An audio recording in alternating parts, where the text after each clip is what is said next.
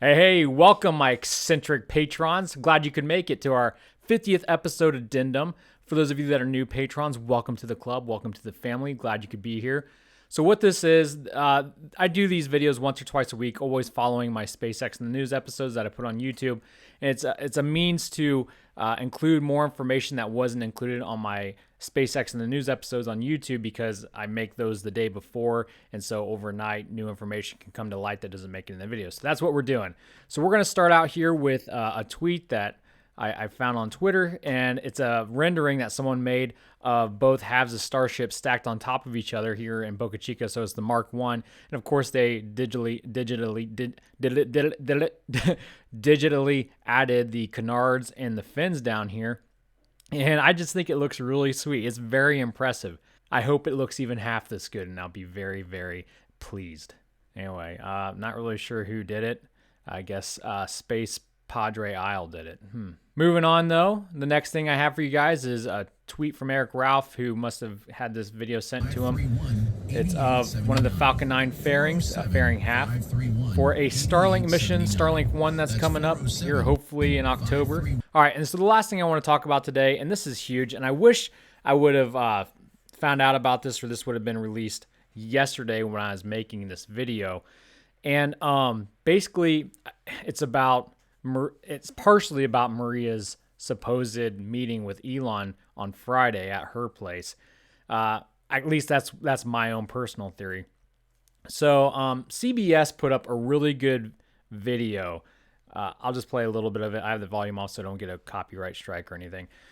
They put up a really good video that concerns the future for the locals in Boca Chica. And this has been a topic that's been on my, on my mind, and definitely on the mind of people like Maria Pointer and the locals in the village, because they've been left in the dark ever since SpaceX moved in I think 2014, and they've always wondered, are they going to have to move? Are they going to, is eminent domain going to come into play? How is SpaceX going to deal with these residents? Because obviously, when they start adding Raptors on the Starship down there and start launching it, they can't have people living there.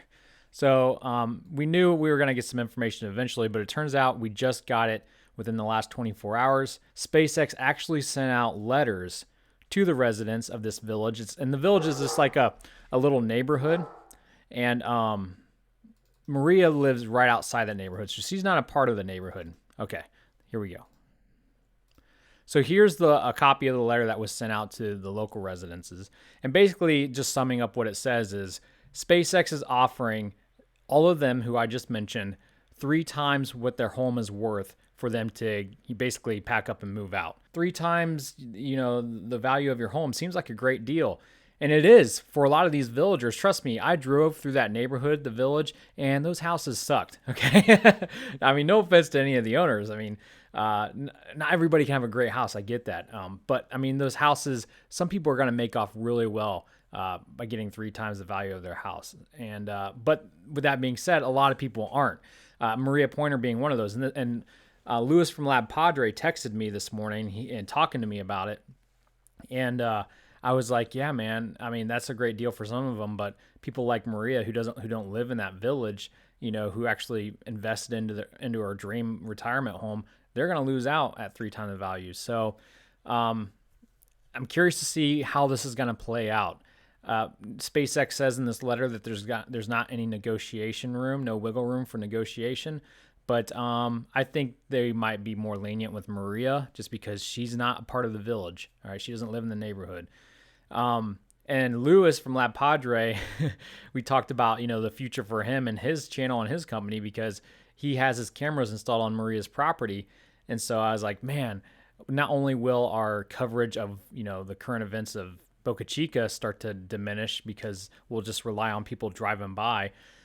Maybe even SpaceX could buy the entire public beach and the public road. I don't know. I don't think they could do that, but but I'm pretty sure people will be able to still stop by on the road and take pictures. But no more live feed from Lab Padre would really suck. So Lewis said that he's gonna look into talking to the wildlife agency or whatever and seeing if he can install camera on a nearby pool and shoot the the SpaceX facilities from there. But we'll see. Sounds like a long shot, but we'll see if it works. So, man, I mean, it's quite the predicament. I was wondering when this was going to happen and how it was going to happen. And it's going to be interesting to see how this all plays out.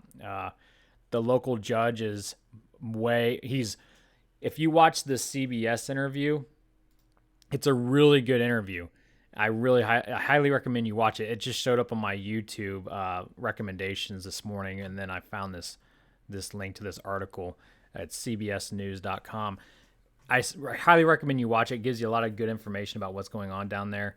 But the judge is definitely on SpaceX's side. He's looking big picture for the future of the entire community of Brownsville and Boca Chica and all the jobs that SpaceX could bring in and all the tourism, which is totally understandable. I get that. I think that's smart. At the same time, that's going to step on some toes of these local villages. And I'm not someone I hate eminent domain. I think it can be a necessary evil, but I think 95% of the time I hate it. And as far as this case goes, I just want everybody to get a fair deal. I would be on the local side like Maria's if SpaceX lowballs them.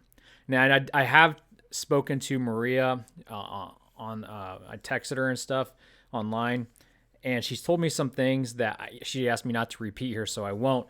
But it seems like this is going to be concerning all the villagers and Maria. It seems like it's going to be kind of a half yes, half no kind of thing. We'll see who accepts the deal and who doesn't, and what will happen with those who don't. Will they get to renegotiate at a higher price, or will eminent domain one day come into play?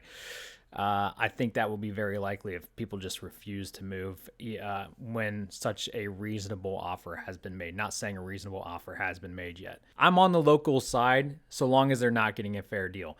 If they're getting a fair deal, though, or maybe even beyond a fair deal, and they just refuse to move for whatever reason, then I kind of have some tough love for them, because it's like, you know what? They're offering you a really great deal, and all I have to do is relocate. Of course, this might be your dream home. Okay, well, bad fortune. Call it bad fortune. I kind of side with the judge to a certain point.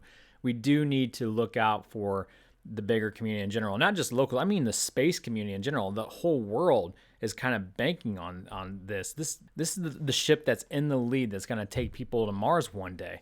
It's a huge deal. So you can't just write it off and say, the local villagers, they have all the rights and you can't impede on them. And trust me, I want to agree with that 100%, but I can't agree with it 100%. I think once you reach a level of fairness, then both sides need to work, and you can't just be stubborn and say, no, I'm not moving no matter what. I don't think that's right at all. Now, again, this is my opinion, and I live in Ohio, and this isn't happening to me. If it was happening to me, maybe I'd sing to a different tune, but at the same time, if someone offered me 3 times the value of my house, I'd be like, freaking sweet, I'm going to move somewhere even better. But yeah, all right. Whatever it is, if you guys have your own opinion, just let me know about it down in the comments on Patreon, and that'll wrap up this video. Thank you guys for tuning in. I will see you probably sometime between now and this weekend for another Kerbal video.